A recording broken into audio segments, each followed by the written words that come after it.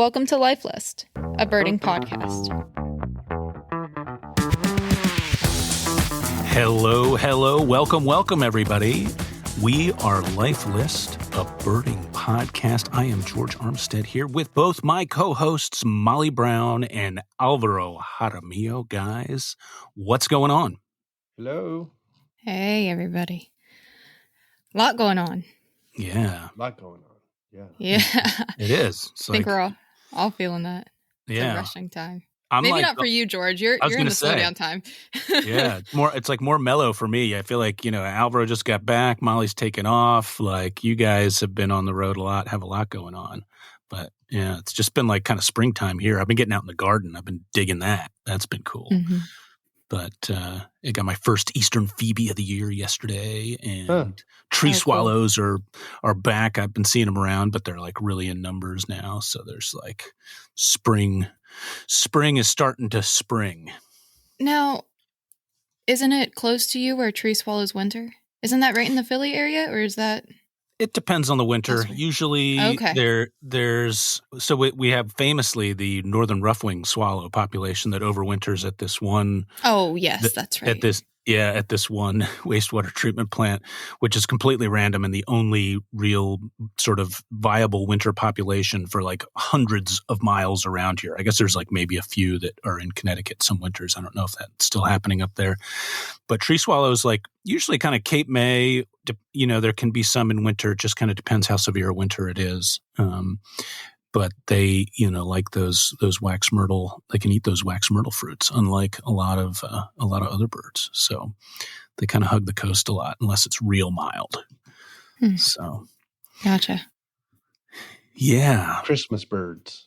You heard of that? Or we talked about that before. Christmas birds, like Belize, and sort of that latitude. The tree swallows, they kind of show up around Christmas, and they don't hang out for very long, and then they start heading back up north. So they call them Christmas birds, and they come in big flocks, so it's really obvious. Huh. Yeah, that's news to me. The tree swallow is a Christmas bird. I like that, though. It's really like the swallows. Was it San Capistrano? Though. Yeah. They Christmas keep to a calendar, more or less. Yeah, rather than cliff. Yeah, and Capistrano, they can't.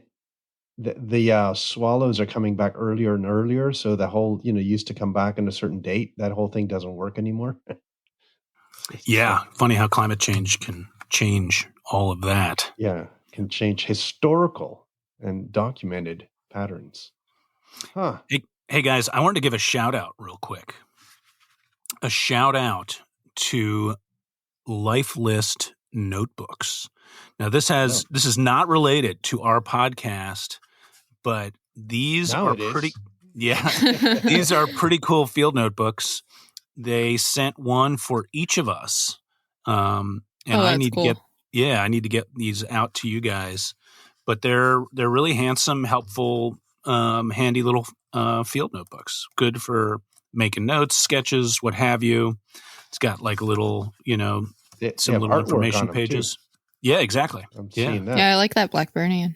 Yeah, and it's got sort of this helpful bird topography bit in the back. So lifelistnotebooks.com, not related to the podcast, but cool field notebooks should anybody want. Maybe a good gift for the other birders in your life. So wanted to give that shout out. Nice to get those here. All right. Question for y'all. Do you use notebooks much in the field or elsewhere? Alvaro does. I don't know if he still does, but he used to be. I was shocked and amazed to see some of his field notebooks of our first couple tours. I was like, man, this guy, he knows what he's doing. I carry a notebook in my backpack all the time. Haven't used it as much in recent past, but I think it's a good thing to do. I don't do a lot of birding by myself, but I used to especially use them when I was birding by myself and make little sketches or notes or reminders, or often when I use them now, I'm writing down bird bands. When I see a bird band, but I do have one, but like George says, I used to be like huge into field notes, and I feel like field notes are the key to really, really learning birds quickly. Like that's how I did it as a kid. Yeah, the ABA for their Young Birder of the Year program, if to be considered for Young Bird of the Year, that was one of the categories, was field notebook. Field notebook, yeah. Yeah, it was pretty amazing to see what Yeah. these kids would do with the field notebooks. It's like between the sketches, the notes, everything. You keep one, Molly? Not consistently. And I use notebooks. Like I write things out a good bit for all sorts of other reasons, but I don't take them. Well, I take them. I don't use them as reliably, like when I'm traveling, or where I'm somewhere that's kind of newer. I use them more when I am like at home and kind of taking my time and going through my patch or something like that.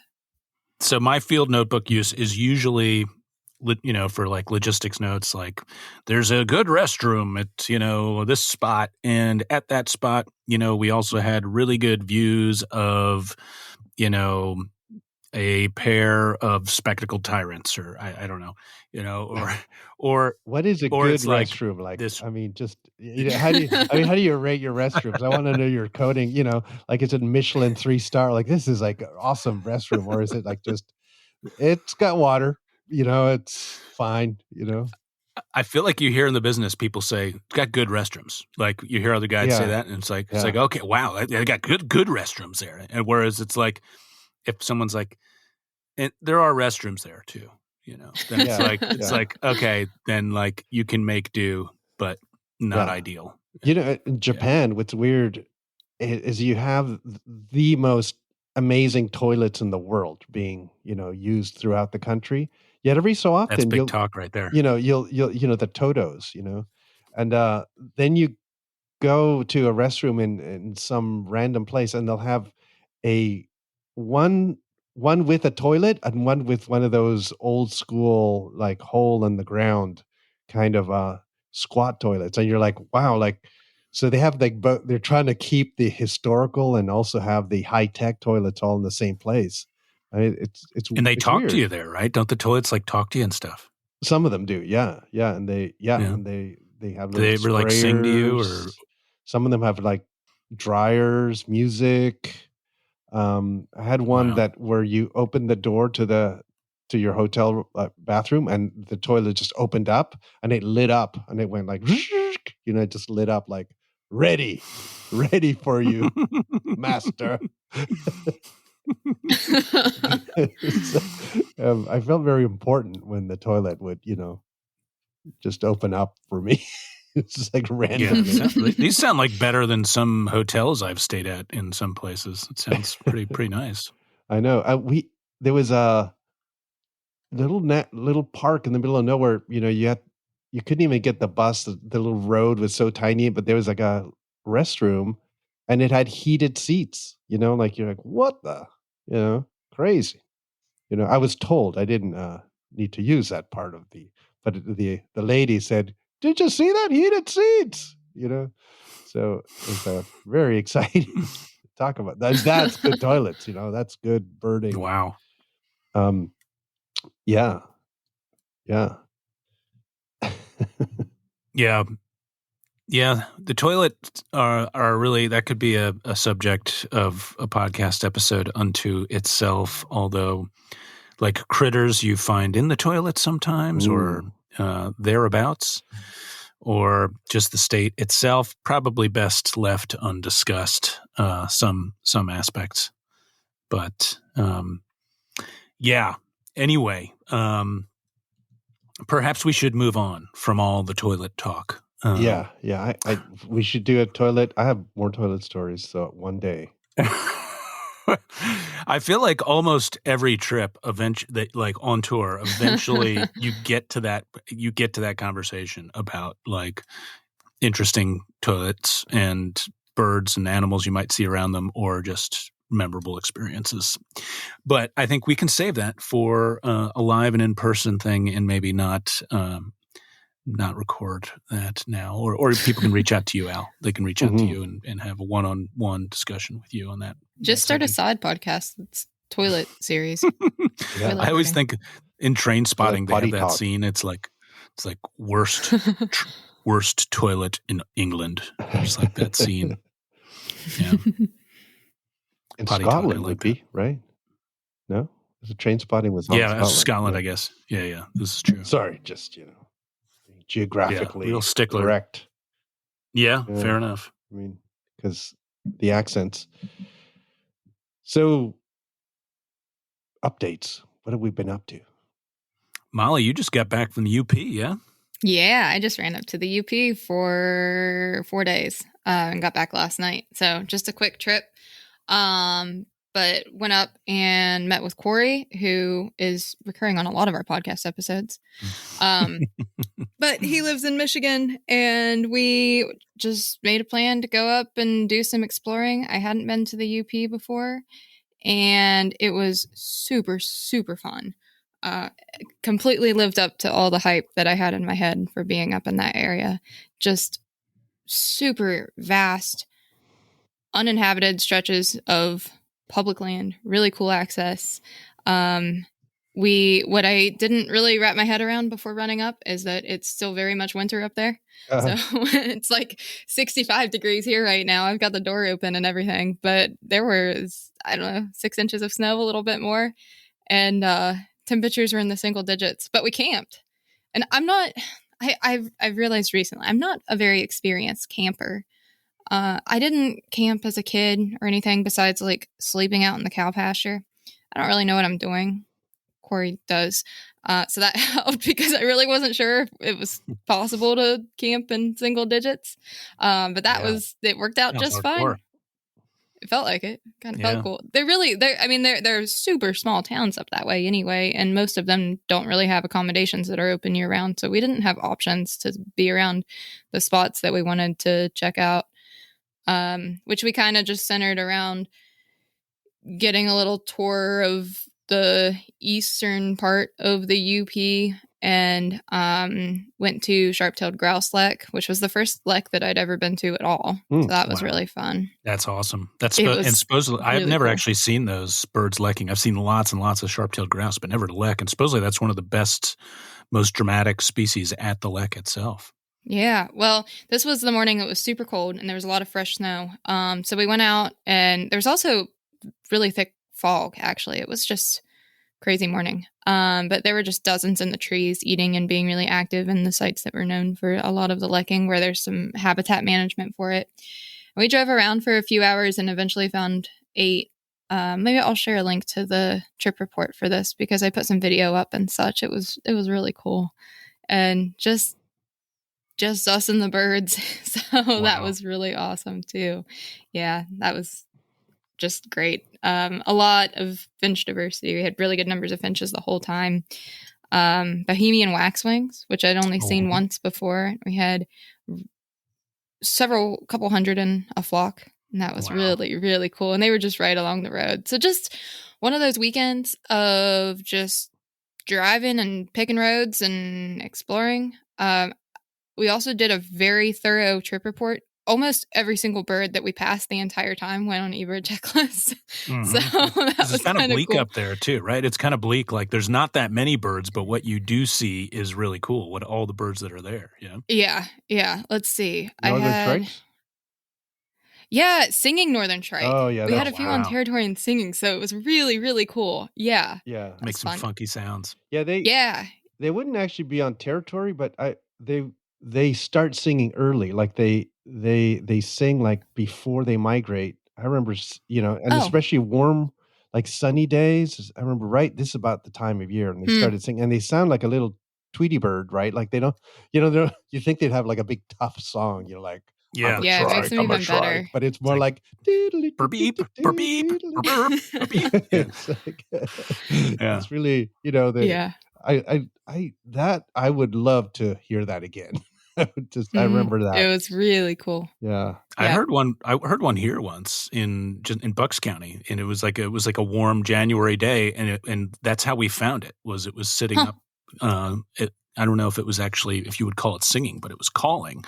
You know, and it was doing this sort of like burp beep, burp beep beep, burp burp. You know, like, yeah, but so soft and high, and really cool. That was great. That's a good topic for one day. What birds have a voice that doesn't match the bird? You know, like that's one of them. I think to me too, dippers. They don't. Yeah, you think they'd be sort of like something, I don't know, deep and gurgly or something, but yet they sound like a thrush, a beautiful thrush. You know, kind of. I remember that trip you and I did out to Oregon. I remember at one point we heard this thing singing and we were like, what is that? And then we were like, oh, it's a dipper. It's a dipper. Yeah. That was exactly how the first strike that we heard was.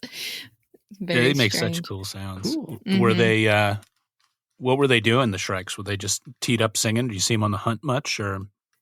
Yeah, we only saw two. No, we only saw one and heard a second.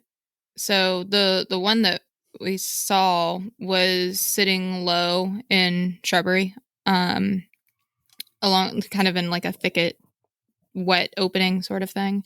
That was actually more in central Michigan, and was just kind of hanging out, preening, singing. Wasn't moving around much. It was right at sunset, actually, last night. Nice. Yeah, it was great. Here, another question for you. I don't know if you experience the same thing with the waxwing, but if you've been like your whole life, you've seen cedar waxwings and then you see Bohemian, I think you expect you're going to be blown away by the colors, but I'm always like, that thing is huge. Like it looks like it's just so big, like it's like broad shouldered, you know? It looked like a flock of starlings in the top of the tree when we like first went by. Yeah. Yeah. Absolutely. They were actually making a lot of noises too, which was really cool to hear. Yeah. I don't even know what they sound like, I guess. Them. Also very wax sound. Yeah, sort of the pretty. They've got that kind of. It's almost like a rattle that they do. I've actually seen them exclusively on the breeding grounds, so I've never seen one of those like big flocks like you're describing. Yeah, it's cool. Yeah. It's one of those things. I'd have to actually look at the hotspot map to know, but the hotspot in this town, they were seen at like the Dafter post office. So we didn't have a lot of details besides that to kind of show up and drive the roads. And it's just a few streets of a couple houses, and you kind of drive around feeling weird and wondering what you're supposed to be looking for. And all of a sudden there's a flock. And there they were. I know there had been pine grosbeaks hanging out with them some too, although we didn't have them mixed in with that flock or in the same trees this time. But yeah, it was great. Another highlight, we heard wolves while we were out. Wow. And it was my first time hearing wolves as well. There was one calling. It was a spot where it was actually one of those things where Corey said he had heard them in this particular spot that we stopped at the last time he was up there a few months ago. And it, I don't know, sometimes you think that and you have that one particular spot in your mind and then you never have it repeat itself. But this time we were just walking through the woods and one started up and then we heard at least a few more.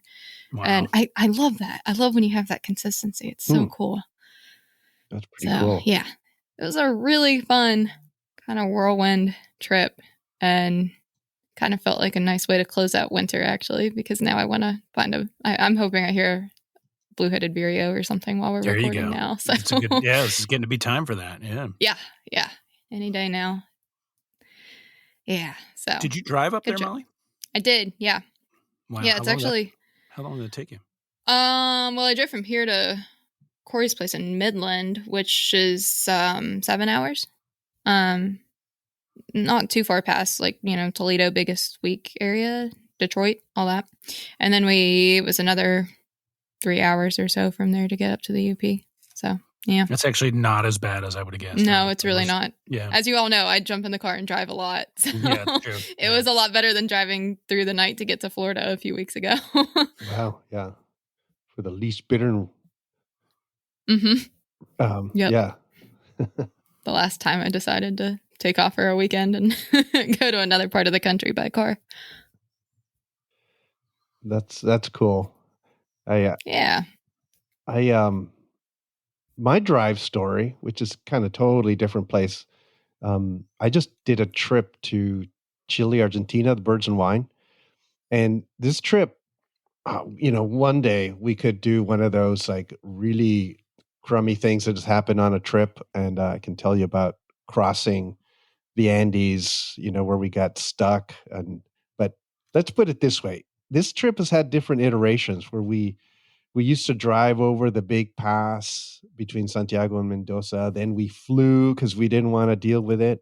And now, down in the south part of the tour, we just started using this new route that crosses the Andes in a much lower place and in a place that has almost no truck traffic. And it was amazing. Like I'd never been to this crossing between the two countries. And it was just insanely beautiful, and I was thinking like, why haven't we done this before? And why doesn't everybody do this kind of thing? And I realized that the pass is it's sort of relatively new, and it's being paved and really good roads, and it's one of those roads that most of the vehicles you saw were motorcycles because the whole motorcycle people have realized this is like the most awesome road to go because there's almost no traffic and curves and mountains and stuff, so all the motorcycle clubs go and do it. And it was so cool. We saw some good birds crossing too, really nice torrent ducks and condors and all that stuff. But I was just so happy that in a trip that we've done like so long, we can still sometimes come up with a change that is like, wow, this is a great change to this trip. Nothing's ever static in tours, and I this was one of those times when I was like, good one, Nice. So, What elevation Yeah. is that pass? oh, not very much. Like, I mean, I think it gets up to 2,000 something meters. So, yeah, it's like 7,000 feet. You're not getting headaches or anything up top, but Nice. there are some high mountain birds up there, ground tyrants and seed snipe and all that as you cross. So yeah, That's it's awesome. pretty nice. Yeah.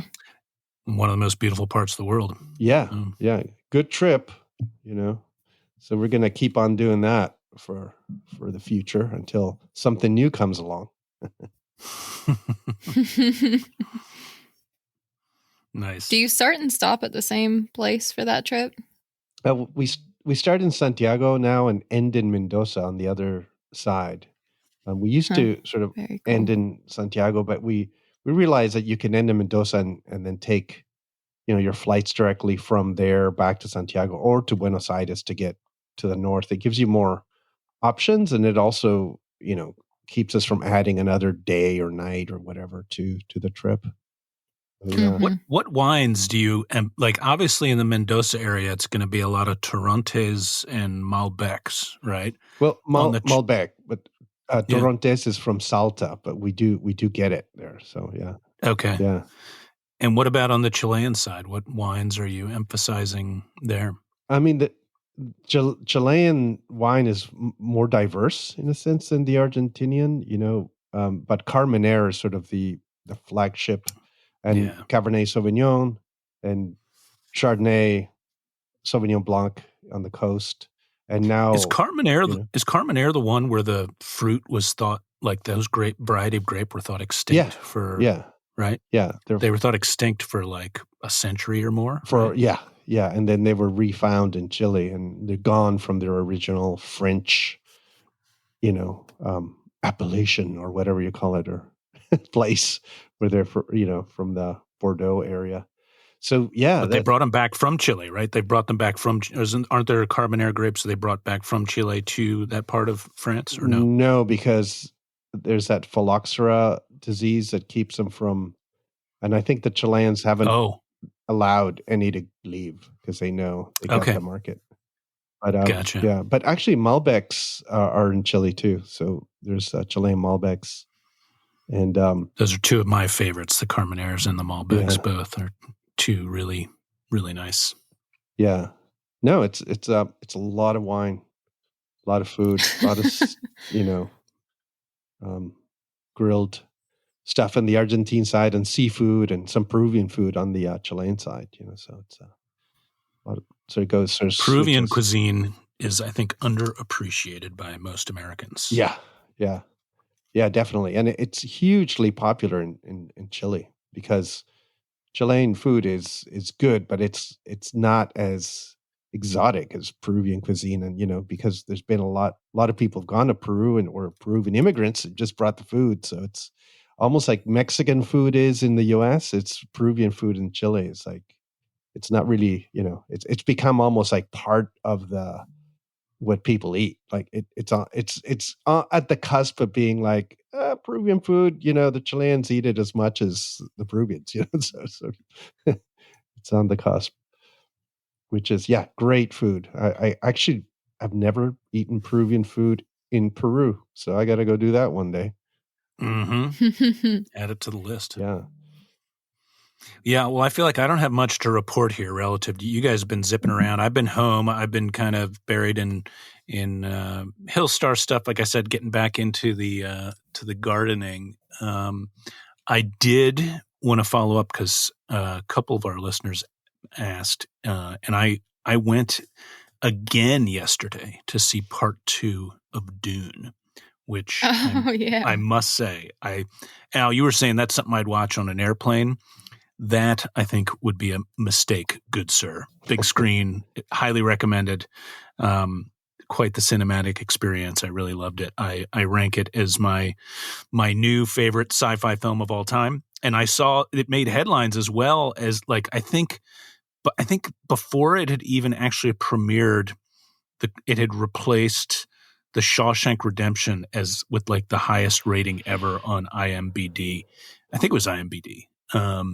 So it came and it may have maintained that perch. I don't know, but it was, extremely well received. And I think for good reason. So highly recommended. No, I'll disagree with you. I want to see that on an airplane. Here we go. Because I don't often go to see movies in the theater. And if I'm going to go to the theater, see a movie, I'm going to see a real sappy movie so nobody can see me cry. Because I'll be in the dark. He's very concerned about this, Molly. I'll save this, for that time. I think this is the second recording in the last month where Al has mentioned that he would retire to another room so that people wouldn't see him cry. I have an image out there in the world as a non-crier, so. Keep the facade up. What I watch on planes are horror movies that are 2 rows over because I can't watch horror at all, but I can watch it on a tiny screen that's far away and right. Glance over without sound, and then I can kind of handle them and see the gist of it. This is funny. I actually wanted to raise the idea of horror films because I really had for years. In fact, I was talking about this with Phil Shawn, who we're going to interview a little later, and maybe we'll save it for there. But I recently saw Hereditary, which I rank as quite a good horror film.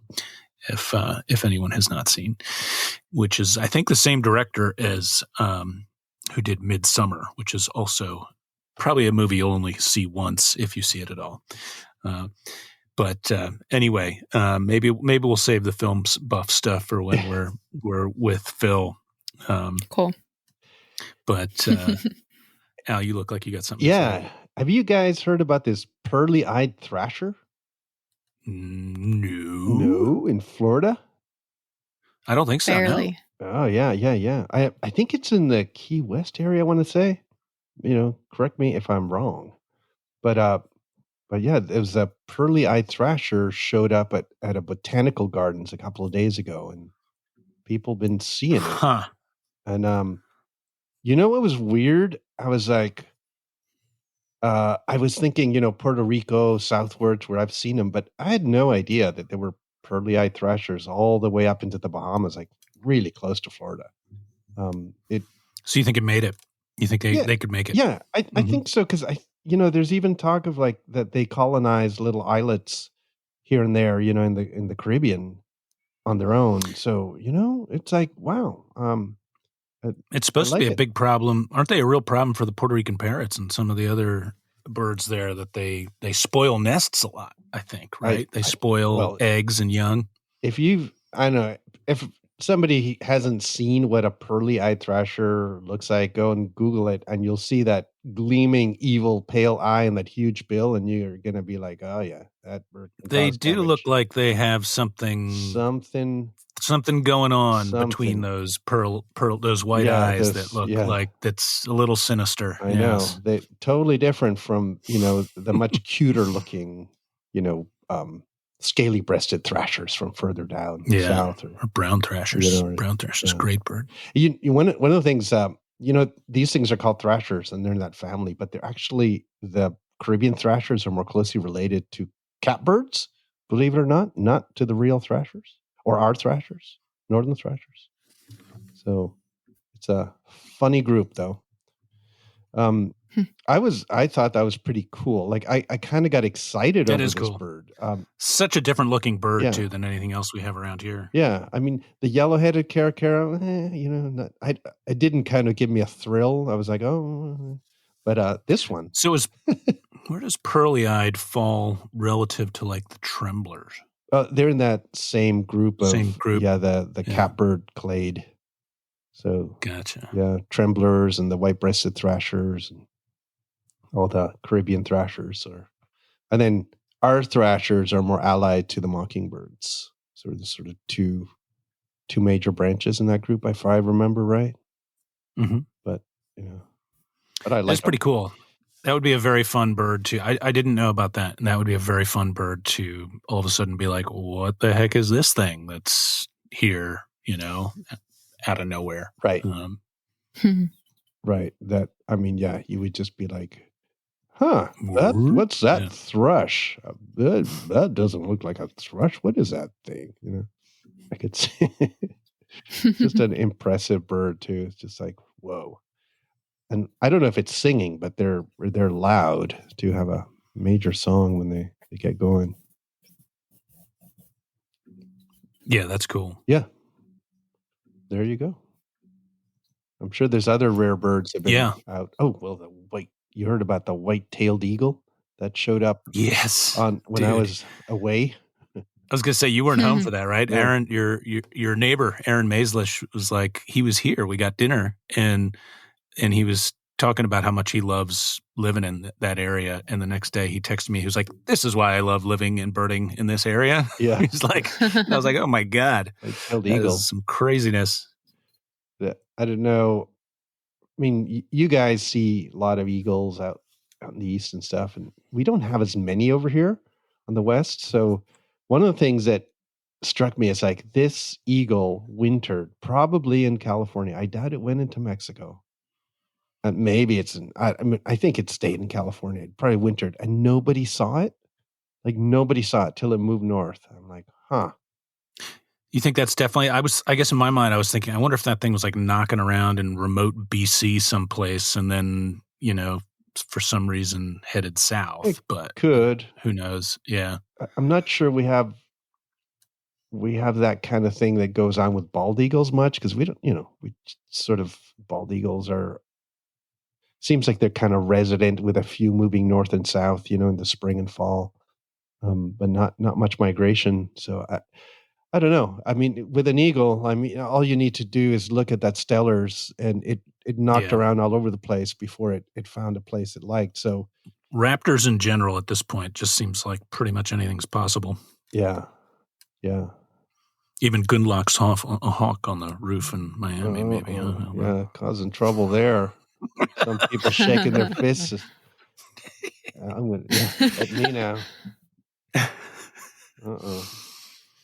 Molly, you, speaking of Gundlach's hawk, are soon headed for an area that is much better for them than Miami typically.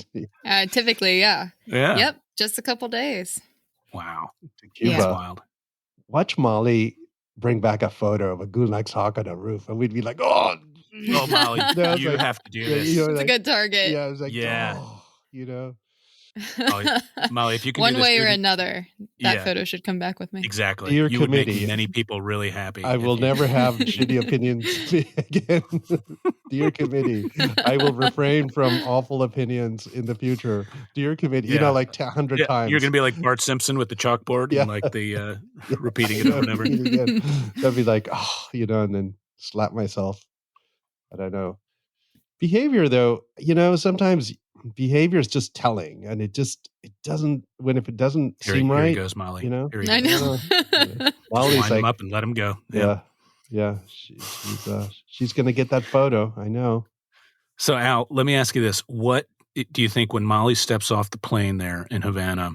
What is going to be the first bird she is likely to see, and then what do you think will be the bird that perhaps surprises her and her group the most as being sort of really more different than one would expect?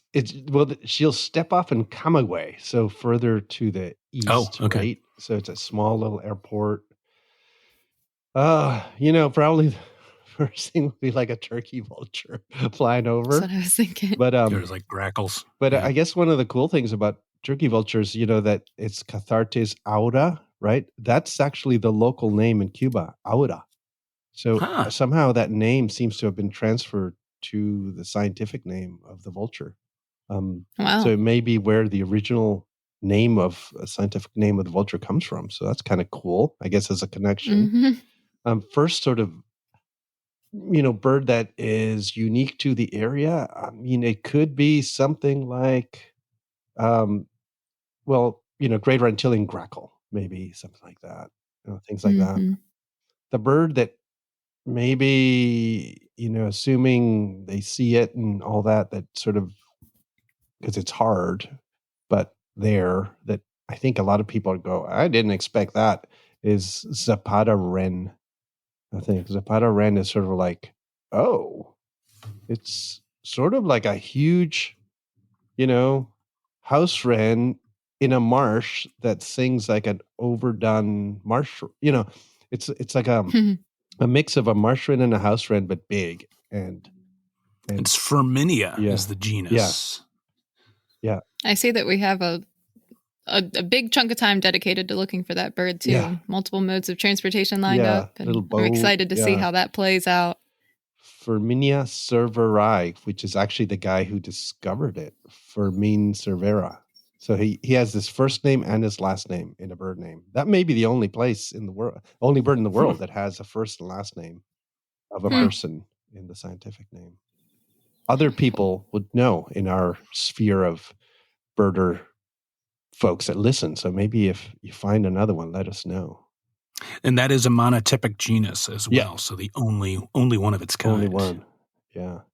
There's a lot of stuff kind of like that in Cuba, or Cuba and Hispaniola together, where there's birds that are just oddballs left over from times gone by, even like the trogons, and they're very old lineages. Cuban, the owls, all these old lineages of owls, the bare-legged owl, or even the Cuban pygmy owl is not very like the other pygmy owls, a little different.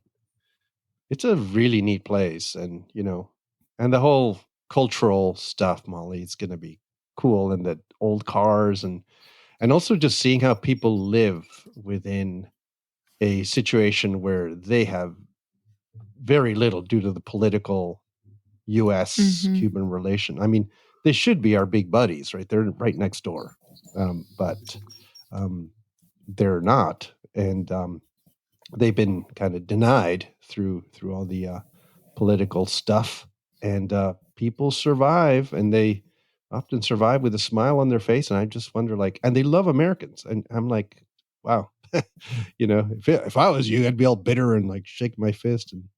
And I guess there has been some, sort of people going out in the street recently, kind of going, we've had enough. But it's an interesting place to see everything. This whole kind of worldscape, of decades of politics there. It's neat. Yeah, interesting.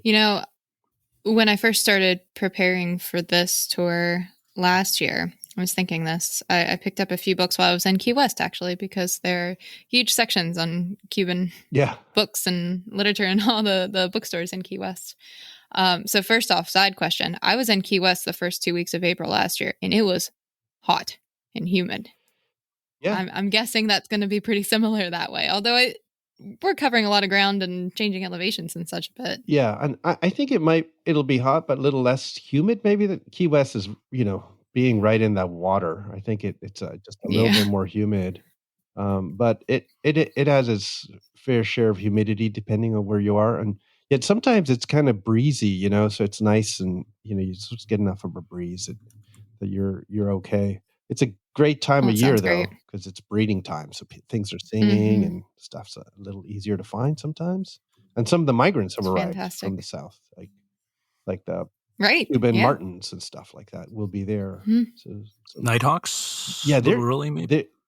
I'm hoping they're back. They're always kind of like one of those things. Like sometimes you just hit it and like they're there, and other times they're not quite there yet because they are late migrant for some reason. And gray kingbirds will be everywhere. They're absent in the middle of winter.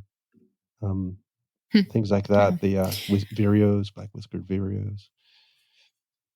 Well, I started to talk about the book that I read, which is my favorite history book that I've read on any topic ever. It's called Cuba and American History by Ada Ferrer. Huh. And I just downloaded the audiobook to listen through it again before I take off or maybe on the plane. Ooh. It is show notes absolutely that one, fantastic. Molly. I might want I to will. pick that up. Yeah. Oh, it's so good. It just I read mostly nonfiction, but this reads like a novel because that's how dramatic Cuba's cultural history is. It's written so well and just absolutely fascinating. So I am probably more excited to experience the culture and see everything that I've read about now, as much as, or maybe even more than the birds, really. Yeah, and the music too. Like it's you just hear music all the time, or having dinner, and a band will set up, in the restaurant and just start playing music, and you're like, this is really good. Like these people are really good, And sometimes you'll chat with them, and I remember one place where the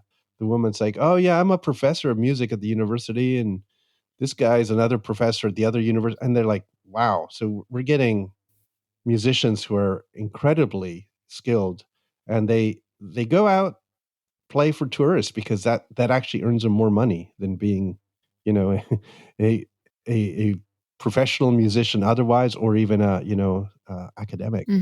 That's one of the really sad things. There's a huge amount of essentially creative and brain power in the country that is it's sort of there, and it's not being harnessed to its full potential given the economics. Yeah. I have to say that one of my I was only I'm dying to get back to Cuba. I'm really, really eager. I had 5 days there, and it was it was like late in the fall, and I remember it rained like a lot for like 3 of those days. So we really only had one birding day.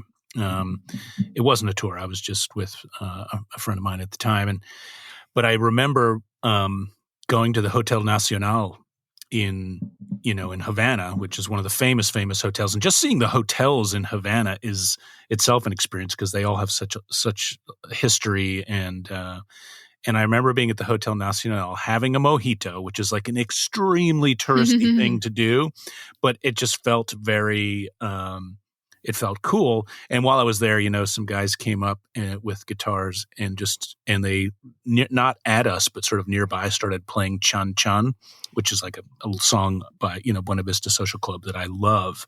And I was like, and I actually started to like tear up. I was like, this feels like they were doing like a beautiful. Alvaro would have had to go to another room.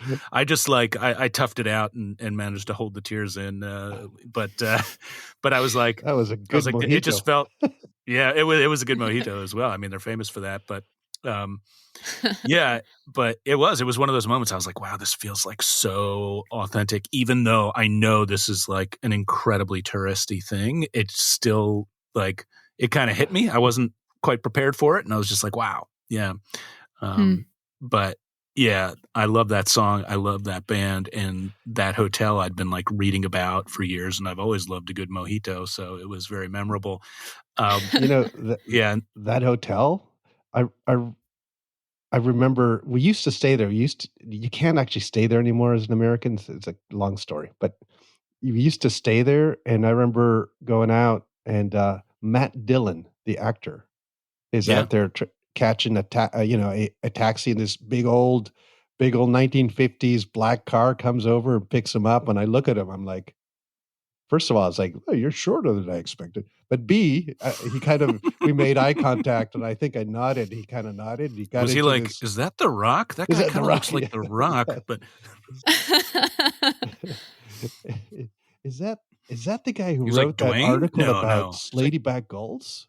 Yeah. But yeah, Matt Dillon.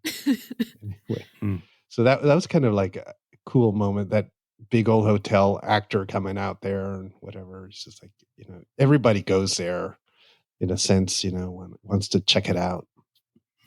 That place. Yeah, it's sort of like a thing to do if you're going to be in Yeah. Havana for a little bit. Is go do that, and it's cool. It's cool. I think the tour has a full day devoted to exploring Havana too. Yeah. It'll be the historical Really cool. section of Havana, and it's all the old beautiful kind of places, and it's neat. It's one of the oldest cities in the New World, and we don't think of it that way. I mean, Cuba was thriving way before the U.S. was even sort of an inkling of an idea. Sort of, if you think about it, so old. We only got a few more minutes here, guys, before we got to scoot for our next recording session. I wanted to ask you about Cuba. I would be shocked if you have, but do you know anyone that has seen Cuban solenodon? Oh, the mammal? Yeah. Yeah. It's like a sort of a Yeah. big shrew-like mammal for folks that don't know. And this is like a really endangered one that was thought extinct for a long time. Yeah, and I'm not sure that it was thought extinct. It was just hard to see. And they're in Cuba, and they're also in Hispaniola, right? So there's... Yes. But it's... I know people have seen them on Hispaniola, even though they're still hard. But the Cuban one, I know people who've gone looking for them and found them. And it's just, you have to devote your time, like several days, nights, to actually finding them. But I think you can do this now. Like okay. Isn't there another species in that family that's more common in Cuba? Not in that family, but there is the hutia. Maybe that. Yeah. I don't know if that's what you would have been thinking. The hutias are a little bit more like they're a rodent. So it's like a big rodent, almost like a groundhog that climbs trees with long tail. And I actually have seen those. So they're much I saw one in easier. captivity when I was in Cuba. There was like a place I went that they had one in captivity, and it was cool to see it, but it was still a little like, tough to see it that way. I think, I mean, I'll have to figure out who went and saw them, but I think it's doable. I think it's pretty hard. Yeah, like I know Adam Wallane, who I just interviewed, and his interview will come out soon. I know he has. We didn't discuss that while we recorded, but I know he's seen the one in Hispaniola, and it took some doing and was quite a story. I should have asked him about that, but anyway, I was curious. I think the Cuban one might be even harder to see, but I'm not exactly. I don't know a lot about it. It would be one to probably the guys on the Mammal Watching podcast have something on that animal because they're unique to this region. There's a boa there too. I've always wanted to see, and I worked at some point with a herpetologist there, and he's like, "Oh yeah, they're super easy. You just have to go to another spot where we weren't going to." He's like, "Oh yeah, they're all over the place over there." It's like, but it'd be interesting to see this Cuban boa. There's so many neato creatures, in general, and insects and so forth that are isolated to the island. It's And those painted snails can be stunning. Yeah. This is like snail diversity capital of the world, isn't it? I think so, right? Yeah.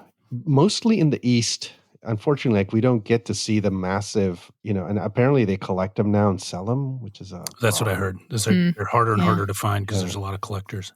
But the anoles or anoles, depending on how you pronounce those, and some of the how do you pronounce it, Al? How do you say it? Anoles. Do you say anole or anole? Anoles, yeah, the big ones like the night anole and the big put you on the spot. Great blue, and there's one where it's got like a little circles of dark and pale on the head that's pretty amazing. And then the curly tail lizards. There's all sorts of neato stuff there. It's I think you're gonna have fun. Yeah. And you'll probably eat some vieja ropa at some point. Some the national dish, which is not a particularly inviting name for a national dish. No, it's like old clothes is what it translates to.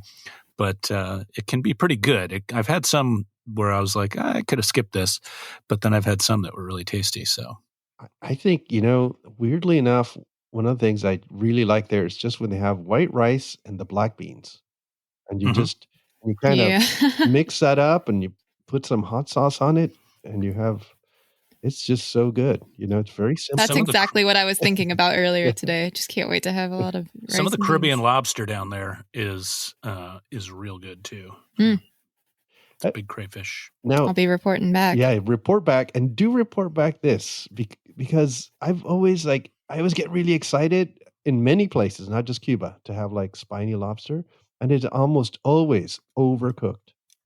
Like it's a little dry. And I'm like, why don't they, they go this major deal to get a lobster and don't cook it right. That would be very painful. That would be very painful, but it's happened to me. But enough butter can cover many sins. So, Yeah. All right, guys, we got to scoot. Yeah. We got another appointment coming up pronto. But you guys want to let any folks know about anything before we scoot? Just say Molly is going back to Cuba. We hope in December or next year. We're going to do more Cubas. So if you can't make the one next week, if you can, let us know real quick.